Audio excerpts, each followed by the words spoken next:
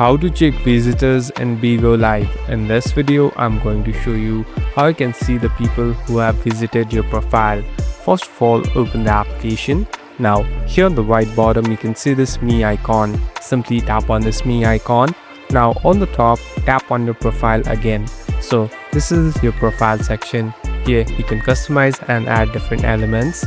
Here on the right, you can see this visitor icon. Simply select this visitors icon. So basically these are the visitors and people who have stalked your profile. So here you can see in my case there are a total of 4 visitors. Now you can even add them back by simply tapping on this plus icon. So you can create a connection, you can add them and later even join their live stream. Thank you for watching this video. I hope this video will help you.